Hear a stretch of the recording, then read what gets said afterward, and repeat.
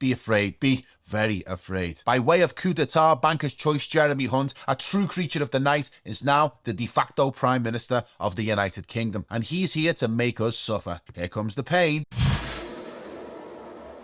Hello there, my fellow truthers. Thanks once again for tuning in. Just quickly before we start, can I remind you to sign up for my newsletter so we can stay connected, and ask you to subscribe if you haven't already. Jeremy Hunt, arch Remainer, globalist, pro-Chinese communist, extreme lockdown lunatic, high taxer, and most likely an agent of the WEF, has been installed by way of coup as a de facto Prime Minister of the United Kingdom. His role is to implement the agenda of the international financiers in the City of London, run the country without immediately sacking Liz Truss, and to stop the clamour for a general election which would see the Tories wiped out. We are led to believe that Truss, out of 300 other Tory MPs, chose one of the most unpopular, conniving and Machiavellian creatures to be her number two. Someone with no Treasury experience, whose previous distinction is as a man who destroyed the NHS. Clearly, Hunt was installed and Truss told to shut up. And Hunt wasted no time declaring his authority in a highly unusual move. As Chancellor, he made an address to the nation in which he humiliated his boss, Truss,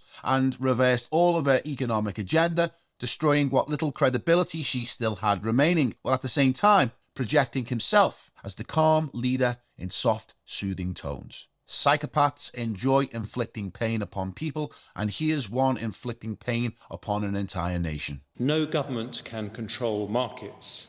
Although the Prime Minister and I are both committed to cutting corporation tax, on Friday she listened to concerns and confirmed we will not proceed with a cut to corporation tax. Firstly, we will reverse almost all the tax measures announced in the growth plan 3 weeks ago.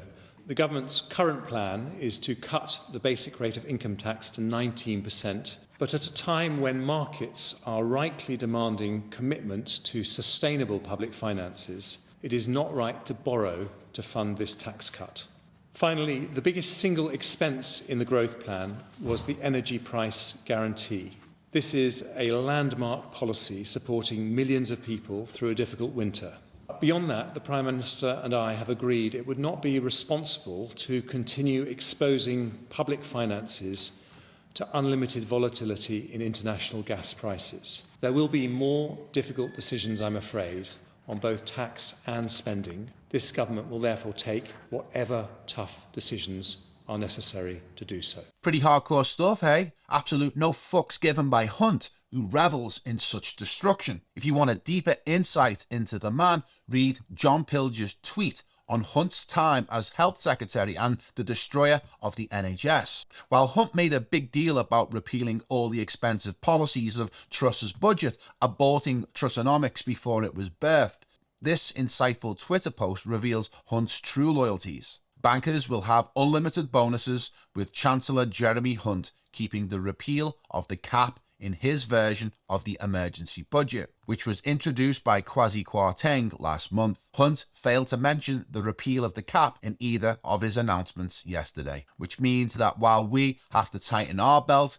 the bankers can continue to get fat on the land. In his speech, he makes reference to the markets being out of our control and that we must react to them. Obviously, this is a euphemism. I mean, what are the markets? Or better still, who are the markets? Clearly, for those in the know, markets means the central bankers, those who have the monopoly over our money. But why are the markets out of control if, as we are told, we are a sovereign nation? Why are we unable to bring the markets to heel? Why do we just accept economic terrorism as a fact of life and something we should just get on with? Why do we act as willing hostages of predatory economic hitmen? Hunt, though, rather than a hostage, is one of the hostage takers, who talks softly enough to fool people into thinking he too is one of the victims. He is fostering a Stockholm Syndrome reaction. Make no mistake that Hunt is an agent of the markets. He is a globalist despot who cares nothing for Britain. His wife, after all, is a Chinese activist for the Chinese Communist Party. During lockdown, he was giddy about Chinese authoritarianism and their harsh treatment of his own sister. Listen to this. My sister lives in Beijing and she flew back to Beijing in the middle of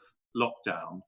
She was escorted from the airport in Beijing to her home by Ministry of Health officials and then put into her home for 2 weeks quarantine. The door was sealed and she had a police car sitting outside her house periodically. And I'm not saying we go that far in this country, but I just think it's an indication of how serious about stopping at the root every possible source of infection.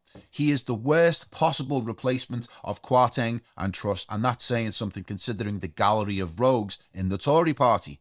Just stop for a moment and take a look at his eyes. So after killing off Liz Truss's premiership in a speech, Hunt and his WEF partner Penny Mordaunt took centre stage in the House of Commons to display their new authority. Mordaunt replaced Truss at the dispatch box, much to the ridicule of the Labour Party. While during Hunt's speech, Truss looked like she'd been drugged, wheeled out and told to be silent. This government will take the difficult decisions necessary to ensure there is trust and confidence in our national finances. Russia's unforgivable invasion of Ukraine has caused energy and food prices to spike. We cannot control what is happening in the rest of the world, but when the interest of economic stability means the government needs to change course, we will do so. We've just seen the back of one Tory Prime Minister, only for them to be replaced by another. I'd love to ask the Prime Minister, but given that she's not here, I ask, is it leadership to sack your Chancellor for doing exactly what he was asked to do? And does she agree that the first test of accountability is to actually show up? She has claimed repeatedly that the Prime Minister has been courageous. But if the Prime Minister were really courageous, she would be here today, wouldn't she? In terms of the national interest, can the Leader of the House just confirm that the Prime Minister will not be taking any decisions on economic policy in the future?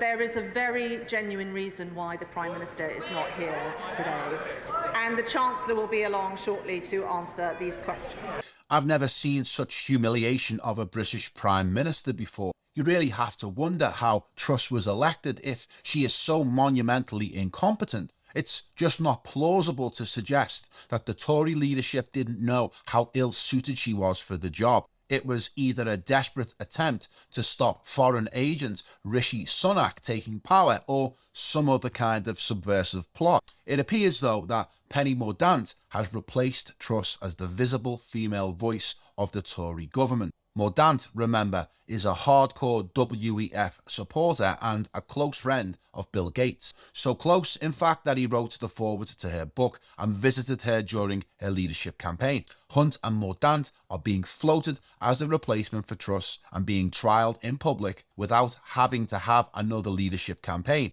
If they pass the test, Truss may be quietly dumped, or the deadly duo may just continue unelected, undeclared leaders of the UK government until the crisis passes, or until they run out of time and are forced to declare an election. The Tories have to take emergency evasive action and damage control because, according to new polling, Labour are 36 points ahead, the largest lead of any party since records began. It's almost certain the Tories will lose the next election, so Hunt has been brought in to stem those losses and prevent an immediate general election, because that would wipe the Tories out. I think if we had a general election now, the Conservative Party would be wiped out. We'd probably have 60 or 70 members of Parliament. I do share that sense of anguish and anger. What is the mood amongst Tory MPs, Anushka? Shell-shocked by the reaction by the markets to that mini-budget, shell-shocked by what their constituents are telling them on the doorstep, including about their own mortgages, and also by the polls. Labour today in a poll have a 36-point lead. That is the biggest lead any party has had since 1997. If it actually happened, there would only be 22 Tory MPs left. Can you imagine the Tory party being wiped out or reduced to 20 seats? It would present a seismic shift in British politics and would change the political landscape for at least a generation. I welcome it just for the lols. But be under no illusions, this Labour Party led by Sir Keir Starmer hold the same values as Jeremy Hunt. They're globalists who are working night and day to destroy our nations through this constant push for global centralisation controlled by an unelected bureaucracy. It's just that the Labour Party has been assigned as the group to execute it. Hunt will use the remaining time the Tories have in power to continue looting the nation's wealth while at the same time prepare for the transition of power to Keir Starmer's Labour Party. The Tories, though, at the same time have to ensure they're not wiped out. So it's my guess that Hunt will either hold power with Truss for the next few months at least, or will facilitate the coronation of Rishi Sunak and remain as Chancellor to try and turn it around. But don't underestimate Hunt's lust for power. He will be plotting every minute of the day to remain as the de facto leader of the United Kingdom or as the next Prime Minister. But that's just my opinion. You tell me yours in the comments below. Sign up for my newsletter. Watch the latest episode of Eyes Wide Open. Have a look at our new live stream on Locals. And obviously subscribe to the channel, because why wouldn't you? Finally, don't let these bastards get you down. In the end, they're all just a gang of Muppets. Bye for now. It's the Muppet Show!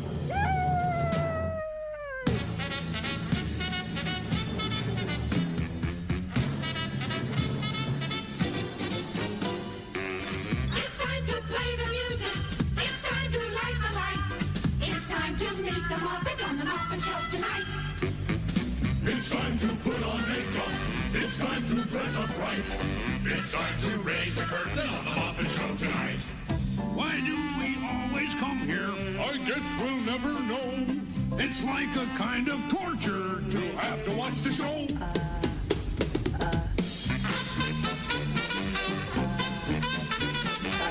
But now let's get things started. It's time to get things started on the most sensational, inspirational, celebrational, motivational. This is what we call the Muppet Show. In December, I'll be in Beijing, opening up new pork markets.